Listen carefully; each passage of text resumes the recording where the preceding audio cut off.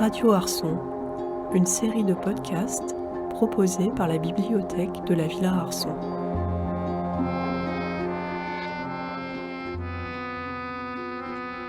Aujourd'hui, la Villa Arson reçoit Morgane Labarre, critique et historien d'art, spécialiste de l'art contemporain, enseignant à l'École normale supérieure, rue d'Ulm, et directeur de l'École supérieure d'art d'Avignon depuis 2 ans.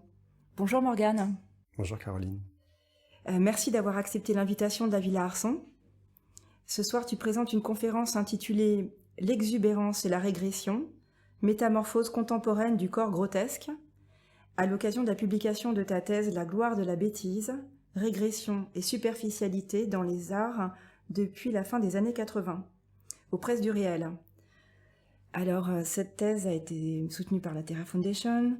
Tu as travaillé dans des fonds d'archives aux États-Unis, à New York, Chicago, San Francisco, Los Angeles, dans des méga collections, avec Dakis Joannou à Athènes, François Pinault. Alors, en 2 mots, c'était le projet de cette thèse qui était plus étendu que ce que va être le livre, qui, si tout va bien, sort d'ici 3 mois. Ça fait longtemps qu'il doit sortir, depuis 3 mois, mais là, il sort vraiment dans 3 mois. Et il se concentre sur la période des années 80 aujourd'hui. Et la thèse, elle portait sur de la fin des années 60 jusqu'à aujourd'hui. C'était une tentative de relecture de l'histoire de l'art contemporain à partir de cette entrée de la bêtise, cet art délibérément bête, grossier, régressif. Et donc, pour le comprendre, le corpus étant essentiellement nord-américain, je suis allé faire un certain nombre de recherches aux États-Unis, donc dans des archives, à New York, à Chicago, où un groupe de la fin des années 60 m'intéressait beaucoup, qui s'appelait le Harry Who, qui faisait une sorte de peinture entre le comic books, le fanzine et la peinture un peu assez adolescente, assez régressive et assez anti-New York aussi, et des archives à San Francisco et d'autres à Los Angeles, qui étaient vraiment les endroits de mes terrains de recherche. Et ça, c'était plutôt pour la partie préhistoire, en quelque sorte, du sujet, les années 60-70. Et après, pour la partie plus contemporaine, ce qui m'a intéressé, c'est de voir comment cette esthétique de la bêtise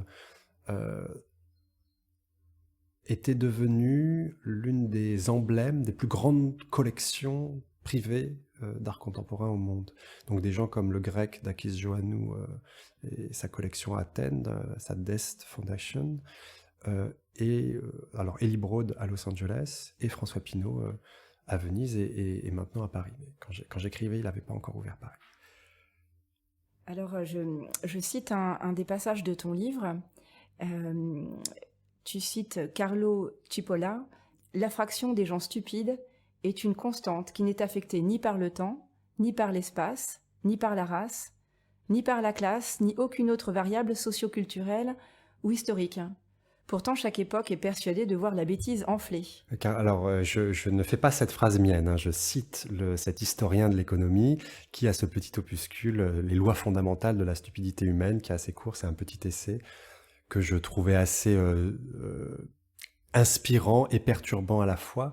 Et je me sers de cette phrase pour ouvrir le livre en concluant que, en dépit de cette loi fondamentale qui serait qu'il y a toujours autant de personnes stupides où qu'on soit, donc c'est la même proportion ou fraction de la population, chaque période est persuadée de voir la bêtise augmenter. Et que notre époque ne faisait pas exception. On a toujours l'impression qu'il y a plus de bêtises dans le monde dans lequel on vit. Moi, quand j'étais plus jeune, c'était la télévision qui rendait les gens bêtes. Maintenant, c'est TikTok qui rendait les gens bêtes. Et le point de départ de ma thèse et de tout ce travail sur la bêtise, c'est: est-ce qu'il n'y a pas une augmentation, une massification, un immense déploiement de pratiques artistiques qui jouent la bêtise comique, la régression, l'échec, la nullité, et on peut multiplier les entrées connexes? Est-ce qu'il n'y a pas un déploiement, une massification de ces pratiques-là dans le temps très contemporain? On est, au moment où je commence ce travail, on est au début des années 2010. Ça date un tout petit peu. Et Ça part du constat de ce qui se voit dans ces immenses collections d'art contemporain que j'ai mentionnées. C'est l'ouverture de la Fondation Pinault à Venise. D'abord la pointe de le Palazzo Grassi, puis la Pointe de la Douane, où il met particulièrement en avant des gens comme Jeff Koons, comme Paul McCarthy, comme les frères Chapman, souvent des hommes, je reviendrai à cette donnée-là, mais des artistes qui jouent vraiment l'outrance, la provocation, la régression. Donc j'ai l'impression qu'il y en a vraiment beaucoup partout, que c'est les artistes qui dominent le champ. Je ne sais pas si ce sont les plus intéressants ou pas. Mon propos n'était pas de juger de ça. Mon propos était de dire, là, il y a un phénomène culturel, comment est-ce qu'on fait pour le comprendre ? Et donc, j'ai entrepris un travail de généalogie, en quelque sorte, de ces pratiques artistiques de la bêtise comique, partant du constat que ça avait toujours existé dans l'histoire de l'art. Tout à l'heure, j'introduirai la conférence par quelques références d'histoire de la place des motifs grotesques dans l'histoire de l'art. C'est très ancien, mais c'est toujours aux marges de ce qui est le plus canonique, de ce qui est le plus légitime.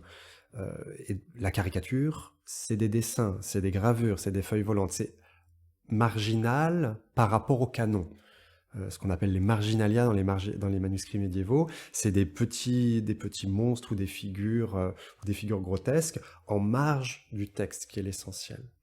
Et ce qui m'a intéressé, c'était d'essayer de montrer que ces stratégies comiques de résistance ou simplement de divertissement, elles étaient passées d'un statut marginal à un statut central. C'était passé des marges au centre de la scène, au feu des projecteurs du monde de l'art. Et j'ai essayé de faire l'histoire de ce processus.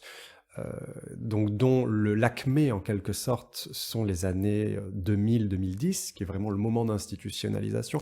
Il y a une année qui est assez centrale, qui est 2014, en tout cas pour la France, puisque 2014 à Paris, c'est la rétrospective Jeff Koons au Centre Pompidou, et Paul McCarthy à la Monnaie de Paris, et Tree, donc le sapin gonflable géant, ou sextoy anal géant, place Vendôme, qui a été vandalisé par des groupes. Alors on était dans le contexte de forte opposition au mariage pour tous, donc c'était des groupes assez réactionnaires, même très très réactionnaires, qui s'en étaient pris à l'œuvre. Donc voilà pour le contexte. C'est un moment où il y a ces deux polarités de la bêtise qui sont d'un côté l'image lisse, superficielle, la régression au monde de l'enfance avec Jeff Koons, même si c'est plus compliqué que ça, et de l'autre la régression un peu plus gênante, un peu plus qui peut tirer vers l'abject avec Paul McCarthy. Et donc ces deux grands moments d'institutionnalisation, de légitimation symbolique de ces deux tendances de la bêtise à Paris par deux artistes états-uniens, voilà, me fait considérer que c'est un moment un peu d'apogée de cette tendance-là. Mais pour la comprendre, il faut remonter un petit peu aux années 90, au moment où des critiques d'art états-uniens et français, Joshua Dechter, Jean-Yves Joannet, Éric Troncy, parlent de bêtises ou d'idiotie ou de stupidité en art, et c'est pas identifié comme une tendance ou un mouvement. C'est juste, tiens, il y a des choses qui jouent avec ça. Et en fait, c'est souvent une figure d'artiste adolescent qui intéresse les artistes.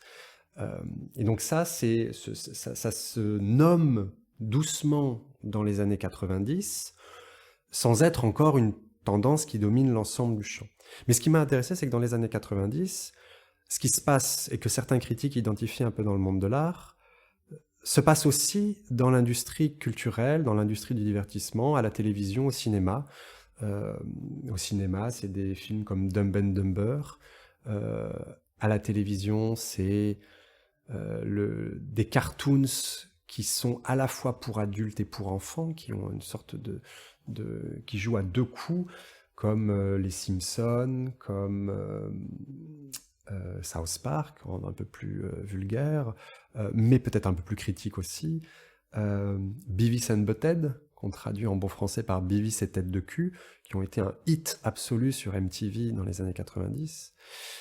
Et après, il y aura Jackass, par exemple, à qui je consacre, un groupe auquel je consacre quelques pages aussi dans l'ouvrage à paraître. Et donc, il y a l'ensemble du champ culturel qui est occupé de régression adolescente. Et donc je réinscris, c'est une manière de réinscrire les pratiques d'art contemporain dans un mouvement plus global d'intérêt ou de fascination pour la bêtise. Et alors, mais là je tire beaucoup de fils et j'espère que je n'en tire pas trop. L'une des pistes d'analyse pour comprendre ce phénomène, le fait que l'adolescent devient une figure centrale. Ça, c'est quelque chose qui m'a beaucoup intéressé.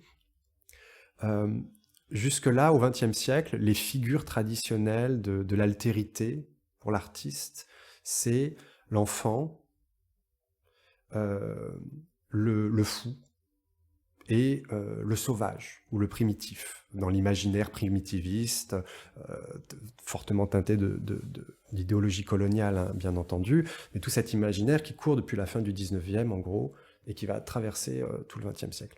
Et l'une des thèses que je défends, c'est que cette triade de l'altérité moderne, l'enfant, le fou, le primitif, elle est remplacée dans les années 80-90 par la figure de l'adolescent ou de l'artiste adolescent.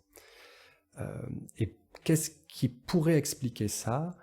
Le fait que dans les années 80-90, il faut se remettre en contexte, c'est le moment où va progressivement finir la guerre froide, c'est le développement du néolibéralisme à l'échelle globale, en particulier depuis les États-Unis et l'Angleterre, avec Ronald Reagan et Margaret Thatcher, donc un monde socialement beaucoup plus violent, moins d'État-providence, moins de sécurité, un chômage qui devient structurel, et donc une montée des angoisses face à l'avenir. Et avec pour corollaire sur le plan culturel, le retard de l'entrée dans l'âge des responsabilités adultes. C'est-à-dire on repousse le moment où on doit devenir un adulte responsable, éventuellement avec une de famille ou pas, mais enfin, voilà, et un emploi stable, etc., etc.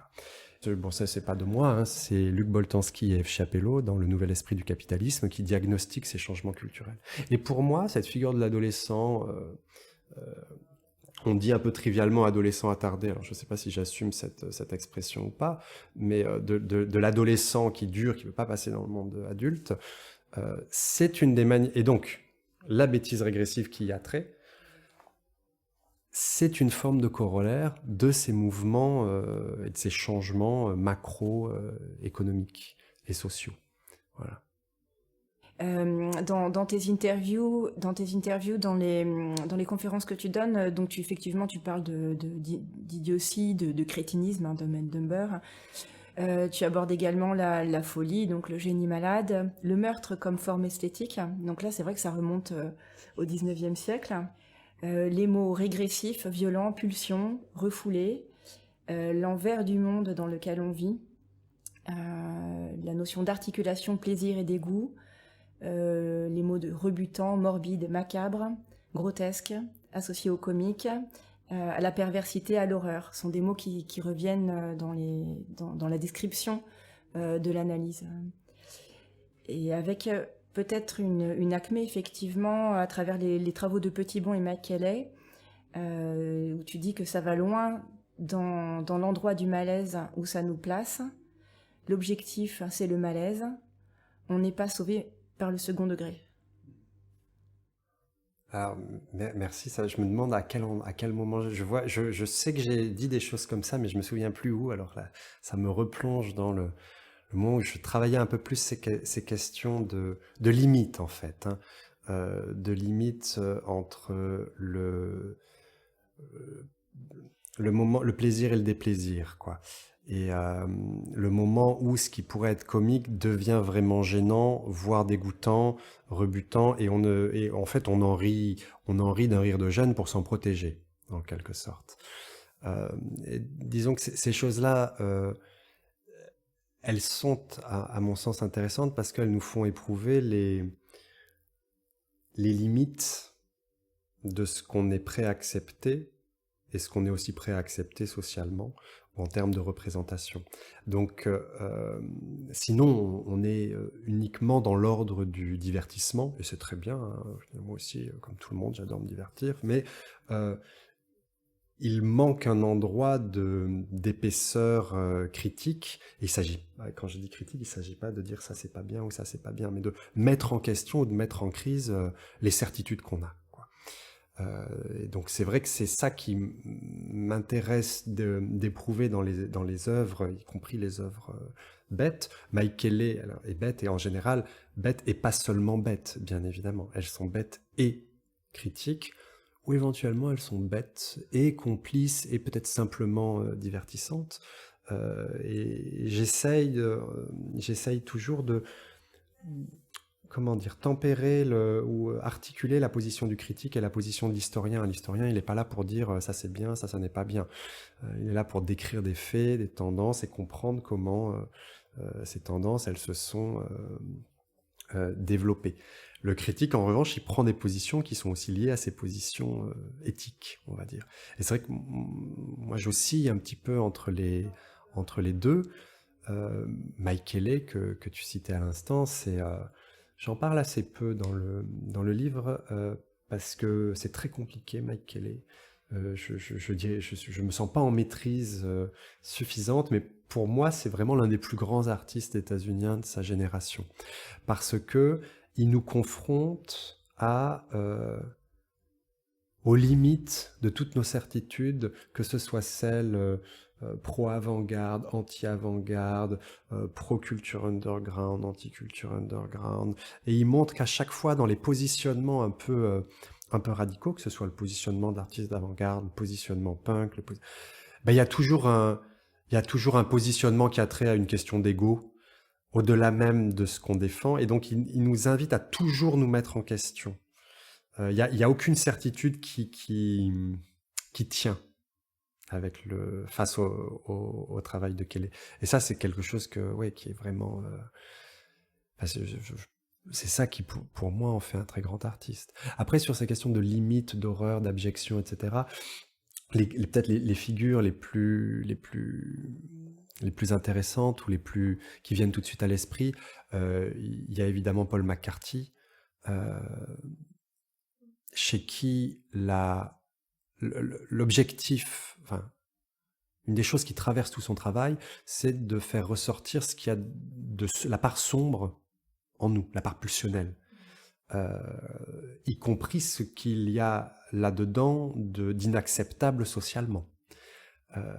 Donc les désirs qui ne peuvent pas être assumés, de la pure violence, etc.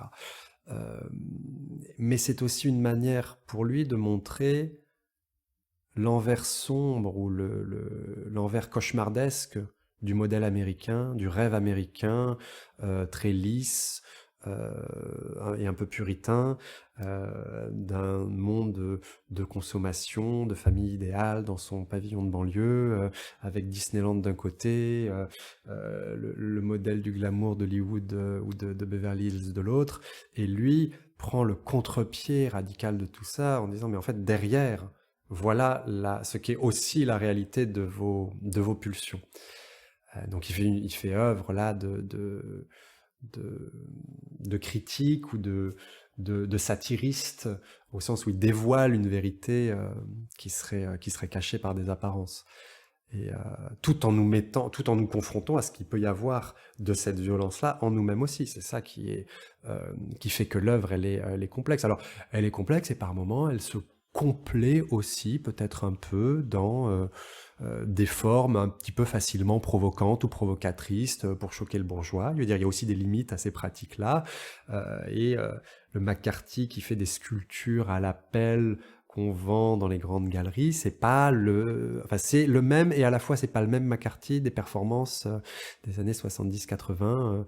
Je veux dire, on peut, tout en ayant une pratique extrêmement sincère, se faire aussi rattraper en y consentant par un marché qui transforme les œuvres en marchandises ou en objets de prestige ou de symboles, etc. McCarthy, pour moi, c'est un très bon exemple, hein, parce que on peut adorer certaines pièces tout en se questionnant beaucoup sur le fait que les plus grands collectionneurs qui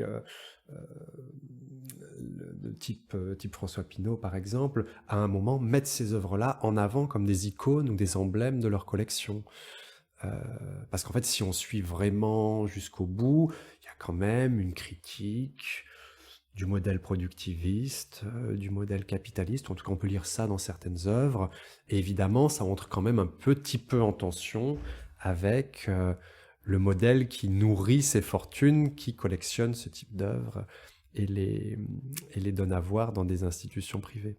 Et ça, c'est aussi une des choses que j'essayais de comprendre dans le bouquin, c'est comment on peut être à la fois critique et complice, ou comment ces deux polarités-là, elles peuvent travailler à l'intérieur d'une même œuvre et la rendre plus complexe que simplement quelque chose qui est un art contemporain facile et commercial, ou simplement une critique radicale, pure et hors des circuits du marché ou de la valeur symbolique, quoi.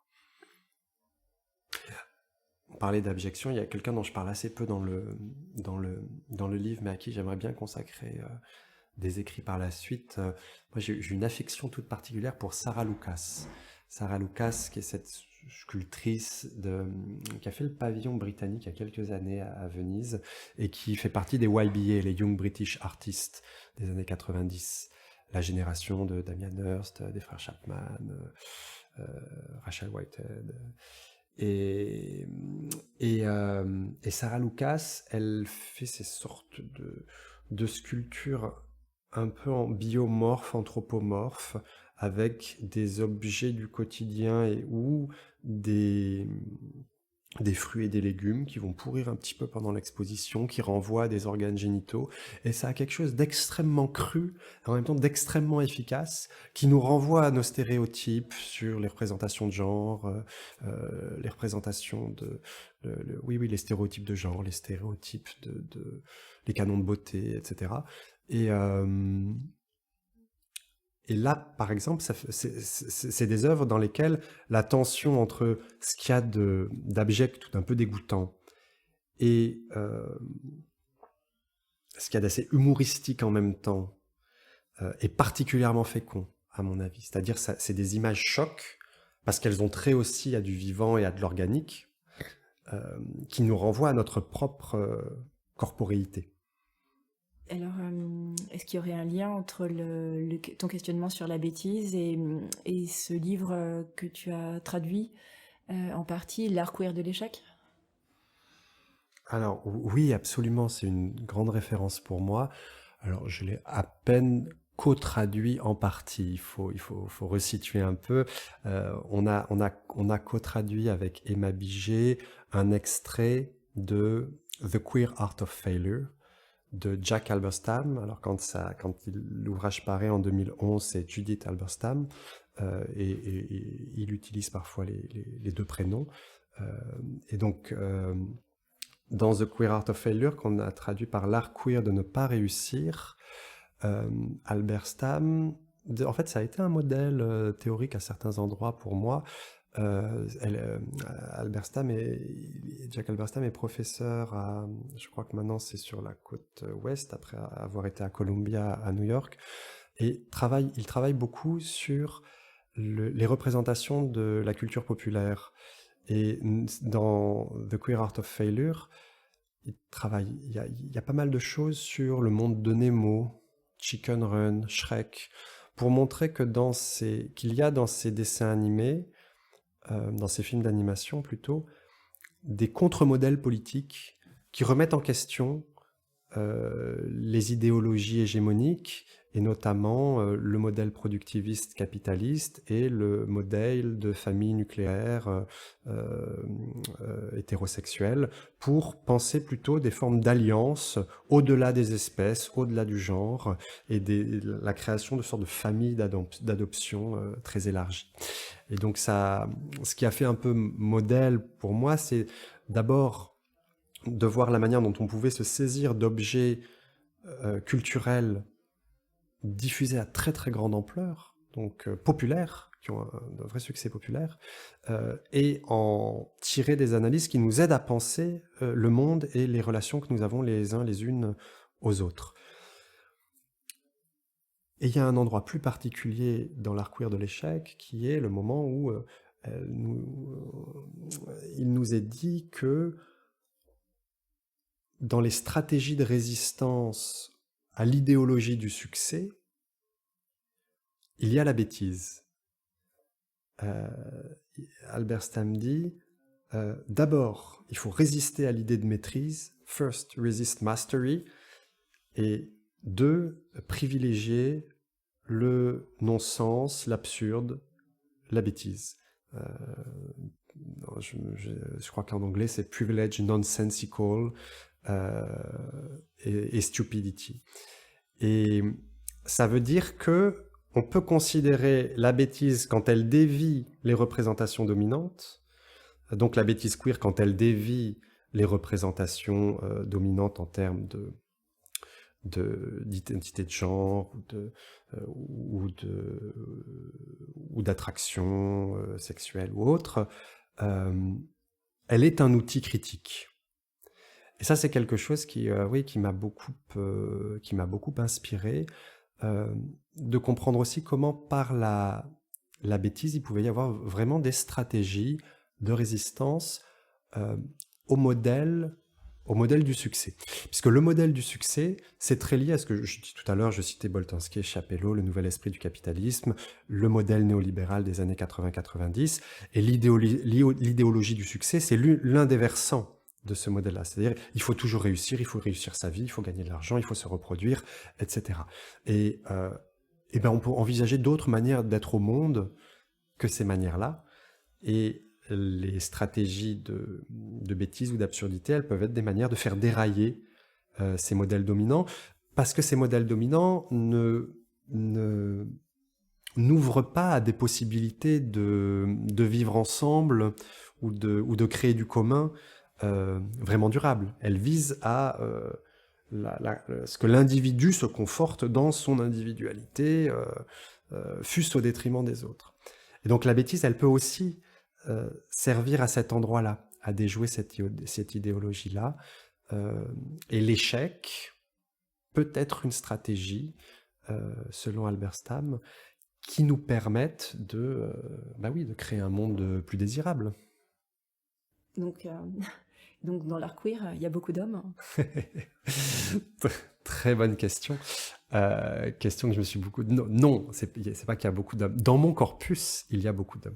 Dans mon corpus de thèse et dans le livre qui va paraître aux Presses du Réel, là, incessamment sous peu, le corpus, il est essentiellement masculin.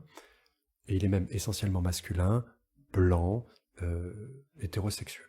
Pas que, mais très majoritairement. Et donc évidemment, ça m'a posé beaucoup de questions. Moi, j'ai travaillé pendant des années là-dessus. Je me suis dit, mais est-ce que je ne contribue pas à renforcer la visibilité d'artistes qui ont déjà, du fait de leur situation de privilège intersectionnel, n'ont pas besoin de plus de visibilité et de soutien. Je me suis vraiment beaucoup interrogé là-dessus. À quoi je contribue quand j'écris, moi, en tant qu'historien d'art? Quel est l'effet que ça produit? Et j'ai résolu ça en explicitant, ça m'a aidé à expliciter le propos, l'argument général, la thèse. La thèse, c'est, il y a un moment où la bêtise devient hégémonique. Elle devient la pratique dominante en art. Elle devient ce qui est le plus collectionné, le plus visible, le plus vendu, etc. Et est-ce que c'est pas un problème que ça devienne un peu pompier? C'était précisément l'une des questions. Moi, quand je commence à travailler là-dessus, c'est parce que c'est partout, et donc je me demande si c'est pas un peu pompier, si c'est pas un nouvel académisme. Et donc, en fait, le fait qu'on retrouve chez les protagonistes les mêmes caractéristiques que ce qui structure la domination de manière générale dans le monde social, que ce soit le genre, classe sociale, race, etc., ça fait miroir. Il est logique que les artistes, à un moment les plus visibles et qui ont le plus de succès dans un monde qui est structuré par ces rapports de domination, eh ben ce soit les mêmes. Mais ça, encore faut-il le démontrer, le prouver. C'est le constat qu'on pouvait faire. Mais moi, j'ai entrepris, par toute cette étude, peut-être d'enfoncer une porte ouverte, je ne sais pas, en tout cas de montrer et d'assumer le fait que cette hégémonie ou cette histoire hégémonique, elle faisait le miroir quelque part des rapports de pouvoir et des rapports d'hégémonie qui structurent l'ensemble du champ social. Ce que je voulais montrer, c'était que c'était un moment devenu une esthétique dominante et que toutes les stratégies de légitimation symbolique des grandes galeries, des institutions publiques ou des institutions privées concouraient à donner de la visibilité à ces pratiques-là. Il y a un autre élément aussi qu'il faut ajouter, qui est que il est plus facile de jouer à être bête quand on est dans une situation de privilège. C'est-à-dire que c'était plus facile pour les artistes de mon corpus, qui étaient des hommes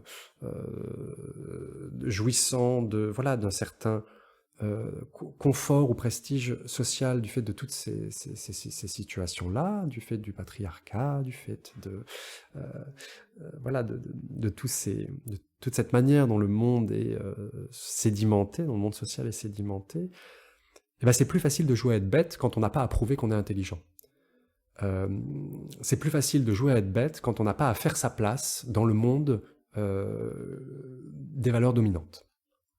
Et donc, de fait, évidemment, on peut faire de la bêtise radicale en étant une femme, en étant un artiste queer, en étant un artiste de couleur. C'est pas la question, bien sûr, et il y en a plein, et j'ai plein d'exemples, et ça fera l'objet d'autres bouquins. Mais ces pratiques-là, elles ont été moins visibles. Elles existaient, hein, mais elles étaient moins visibles. Et moi, ce qui m'a intéressé à un moment, c'est de dire, en fait, là, il y a quelque chose qui est hégémonique. Nommons l'hégémonie, comprenons l'hégémonie. Et c'est pas la renforcer, de toute façon, elle est déjà là. Donc, on la nomme comme ça, on peut plus facilement comprendre comment la déjouer, comment la défaire, et comment ouvrir à d'autres types de pratiques. Et donc, c'est pour ça que j'essaye aujourd'hui de ne plus travailler que sur cet objet-là. Mais ça m'a semblé à un moment, presque un moment théorique nécessaire dans l'ouvrage, de dire, ben oui, je suis désolé, c'est essentiellement des figures qui n'ont pas besoin de publicité. En même temps, il y a une hégémonie, elle n'a pas été écrite, il faut l'écrire, je me donne pour tâche de l'écrire. La première partie de ta thèse porte sur le retour de la peinture dans les années 80. Tu parles d'une peinture cultivée, et de son opposition avec la bad painting, la figuration libre. Est-ce que tu pourrais nous en dire quelques mots ? Oui, absolument. Et merci de cette question qui me permet de poursuivre quelque chose que j'ai ouvert en début d'émission et un fil que j'ai abandonné en route, puisque c'est l'une des thèses de la thèse sur le développement de l'esthétique de la bêtise, ou ce que j'ai appelé la gloire de la bêtise. L'idée est que le grand mouvement qui vient avant ce que j'ai analysé tout à l'heure pour les années 90-2000, qui est le moment de déploiement, de massification, d'institutionnalisation. Avant cela, il y a un premier mouvement qui transforme un petit peu le monde de l'art dans les années 1980, grosso modo, hein, je brosse cela à grands traits, qui est ce qu'on a appelé le retour de la peinture. Le retour de la peinture, début des années 80, c'est une sorte de grand changement dans ce qui est visible dans les plus importantes manifestations d'art contemporain à l'époque, la Biennale de Venise, la Documenta de Kassel, etc., où on sort des pratiques on sort du caractère dominant ou majoritaire des pratiques conceptuelles, de pratiques socialement engagées, de pratiques de critique institutionnelle, assez arides sur le plan formel. Et il y a comme un retour de manivelle ou un retour de balancier. Tout d'un coup, on se met à faire beaucoup de peinture. Beaucoup de peinture. Et une peinture, alors pour une partie assez cultivée, assez plutôt chic, c'est des gens comme Garouste en France, à sa manière comme Jean-Michel Alberola, une peinture assez savante, la trans-avant-garde italienne, et d'un autre côté, quelque chose on a parlé des néo-fauves chez les Allemands, par exemple. Euh, euh, Fetting, des gens comme ça, peinture de néo-expressionnisme, en quelque sorte. C'est un moment où ce qu'on a assez peu dit, même si on connaît les mouvements, il y a la bad painting aux États-Unis, il y a la figuration libre en France, ce qu'on n'a pas identifié, c'est qu'il y avait vraiment une très puissante vague anti-intellectualiste dans ce mouvement de retour à la peinture. C'était une sorte de ras-le-bol anticonceptuel, donc c'était un retour à des thèmes mythologiques, c'était un retour au faire, c'était un retour au métier, c'était un retour à la jouissance de la matière, du pinceau, la térébenthine, tout ce que Duchamp avait en quelque sorte, même si c'est une forme de caricature de raconter ça, avait frappé d'anathème en revalorisant l'expression « bête comme un peintre ». Et donc il y a vraiment la revanche de bête comme un peintre en quelque sorte dans les années 80, et ça va vraiment dominer le champ dans les années 1980. Et l'une des revendications, c'est l'anti-intellectualisme de certains. En partie côté figuration libre, et certains en France, et certains peintres allemands, donc pas les plus connus, qui sont plutôt autour de Berlin, les néo-fauves, mais un groupe à Cologne qui s'appelle le Mülheimer Freiheit. On les a passablement oubliés depuis, mais à l'époque, c'est vraiment des hits, c'est ceux qui vendent le plus dans les galeries les plus prestigieuses, ils sont à Kassel, ils sont à Venise, etc. Et ils se disent des punks de la palette, en fait, ou des punks en peinture, c'est-à-dire de la même manière que, enfin, sur le modèle, donnez-moi 3 accords et je vous fais un morceau, c'est pareil, je sais donner 3 coups de peinture, et je vais être peintre. Et donc, c'est une sorte de ras-le-bol aussi qui s'exprime là-dedans, de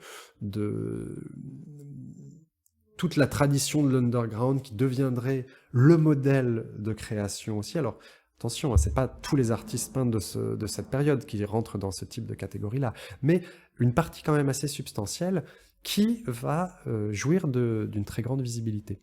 Et donc, ce moment de retour de la peinture avec l'idée d'anti-intellectualisme en toile de fond,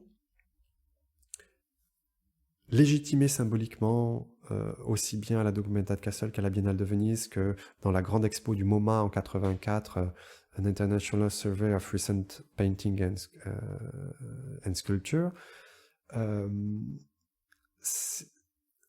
Tous ces éléments-là concourent à ouvrir en quelque sorte la voie à un art délibérément anti-intellectuel, régressif, grossier, mal fait, etc.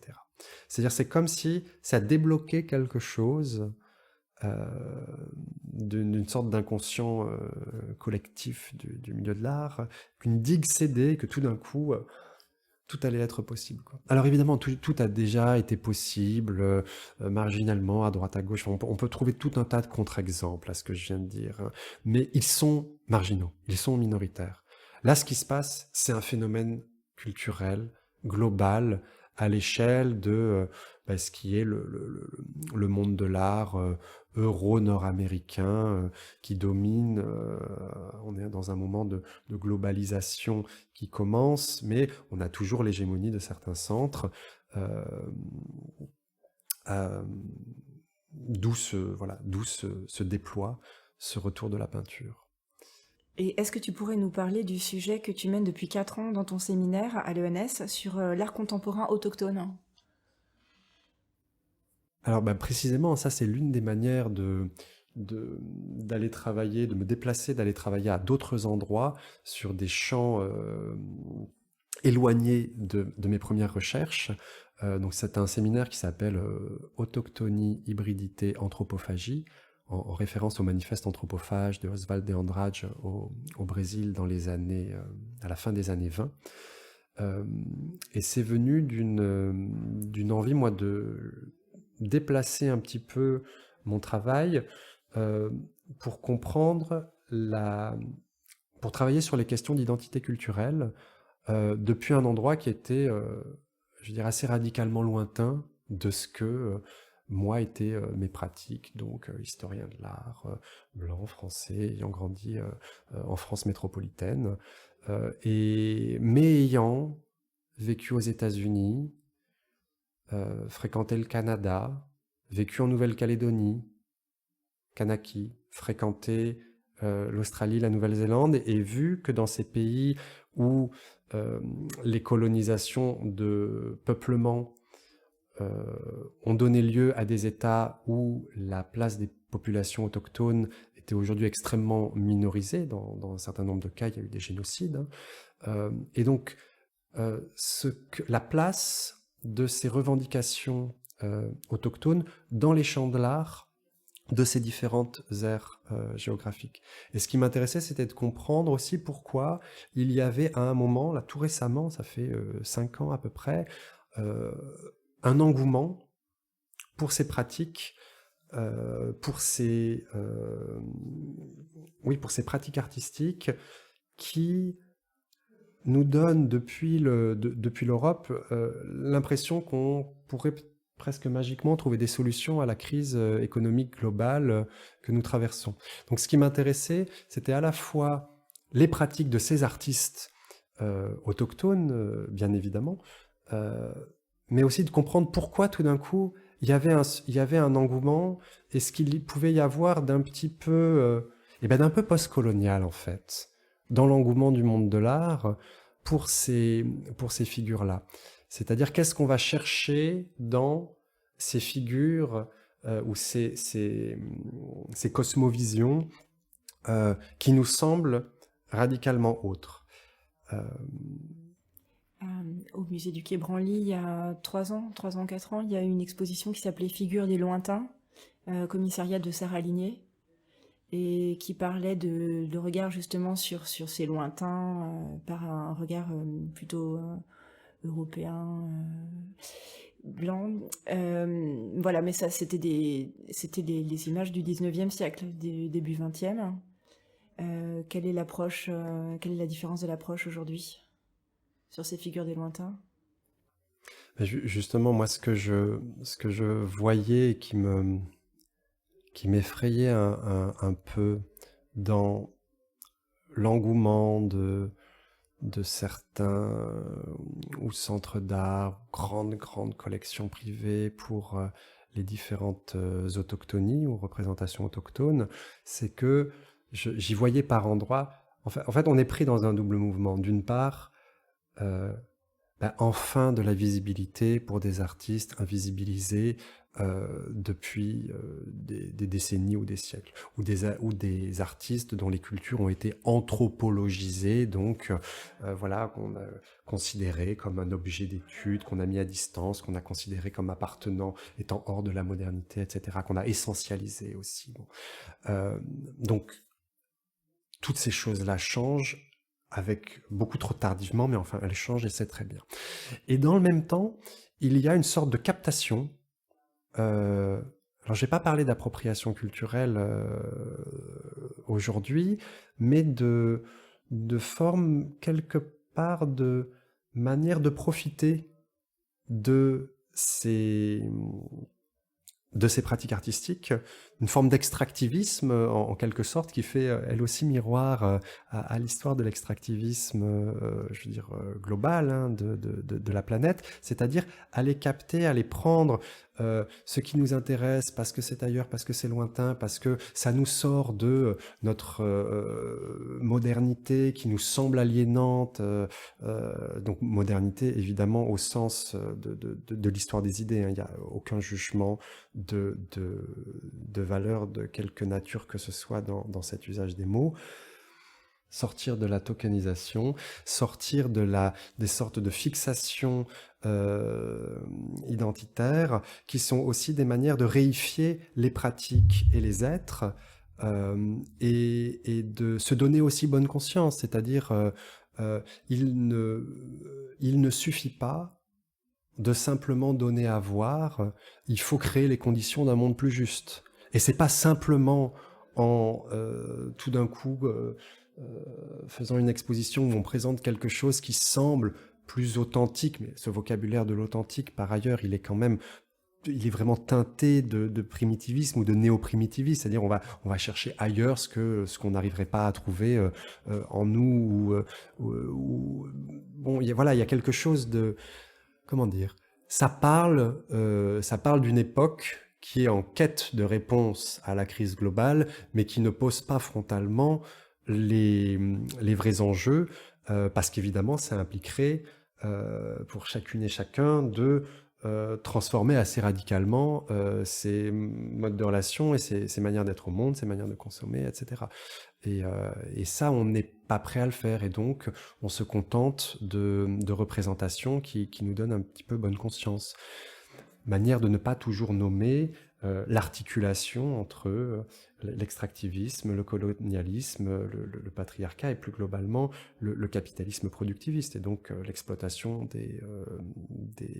du vivant pour accumuler des biens, de la richesse et autres. Et c'est ça je veux dire, si on ne nomme pas ça, ça n'a pas d'intérêt, à mon sens. Hein.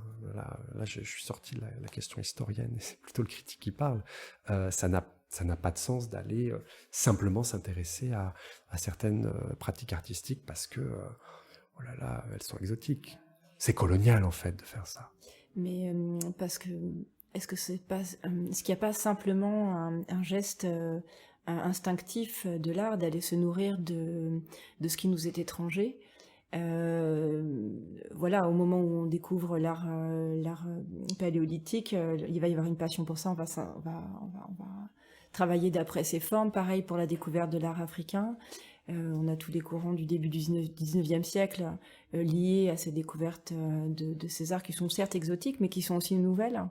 De même qu'aujourd'hui, par exemple dans la danse, on récupère un vocabulaire formel lié à des habitus qui sont pas ceux de la danse, simplement parce qu'on a besoin de se régénérer, donc on a besoin de l'autre, de ce qui nous est étranger pour créer du nouveau. C'est une très bonne question, Caroline. C'est une question que je me pose souvent, et c'est pour ça qu'il y a le mot anthropophagie, cannibalisme, dans le titre du séminaire. Mais est-ce que c'est vraiment de l'anthropophagie que d'être curieux de l'autre au point effectivement, de lui extirper d'essayer d'en comprendre l'identité pour extirper ce qui peut être nouveau et naturellement s'en nourrir, l'intégrer en tout cas dans un vocabulaire formel et gestuel pour la danse? Eh ben, il faut s'intéresser aux autres, et on a le droit de le faire, et on a le droit, et il faut, quand on est blanc, aller regarder de l'art noir, quand on est noir, aller regarder de l'art blanc, si tant est que ces catégories telles qu'elles existent, et je m'avancerai pas plus sur le sujet, il faut aller regarder ailleurs en permanence. Mais il faut aussi être conscient des rapports de pouvoir ou de domination qui s'exercent. C'est pas ça ne marche, comment dire, c'est pas exactement la même chose quand on est dans une position où on a politiquement soumis des territoires, où on a exploité les richesses de ces territoires et où on a amassé des objets cultuels pour les faire venir dans des collections en Europe. Eh ben, on est dans un rapport qui est déséquilibré. On est dans un rapport où les uns profitent des autres, où les uns exploitent les autres. Et dans ce contexte-là, il n'y a pas d'intérêt absolument neutre ou désintéressé. Enfin, on peut être avide de savoir, de connaissances, de découvertes, etc. Et c'est très bien, mais il faut trouver des manières de rendre compte dans ce temps-là de l'histoire de violence ou d'appropriation ou autre qui est sédimentée dans ces objets. Sinon, on fait comme si cette histoire n'existait pas, ou on invisibilise cette histoire-là. C'est toujours une histoire de trouver, quand on prend, qu'est-ce qu'on donne en retour. Et on peut rendre de multiples manières. Mais qu'est-ce qu'on rend quand on se sert de quelque chose ou quand on se nourrit de quelque chose? Comment ce qu'on va produire on ne le fait pas uniquement pour en tirer un profit ou un capital, mais comment on réinscrit ça dans des circuits de relations entre les vivants, quoi, les vivantes. Mais c'est pour ça que cette question du cannibalisme, pardon, j'y reviens, parce que c'est quelque chose qui m'interpelle depuis longtemps. J'imagine d'une certaine manière que les artistes devraient tous être un petit peu cannibales, de même que moi, quand je fais un texte de critique, je suis un petit peu cannibale, c'est-à-dire je fais une autre manière, c'est une autre manière de faire œuvre que de faire un texte à partir de quelque chose qu'a fait quelqu'un. Et donc, il y a j'en tire quelque chose, j'en profite d'une certaine manière. Comment cela, je le réinscris dans des processus de transformation qui rendent aussi aux autres, ou qui transmettent, ou qui diffusent quelque chose. Voilà. C'est tout ça les questions qu'il faut se poser à chaque fois. Comment on crée de la réciprocité, par exemple? Comment on n'est pas dans une relation qui soit extractive aux autres, en fait? Mais c'est un travail, enfin c'est vraiment un travail de tous les instants, parce qu'il faut déjouer tout un tas d'habitudes qui nous ont façonnés depuis petits, en fait.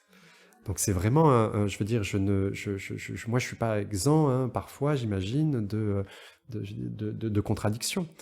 Le tout est de se demander en permanence comment on fait pour rendre compte de l'état du monde et des rapports qui le traversent, et des rapports de force qui le traversent, sans ne faire qu'en profiter.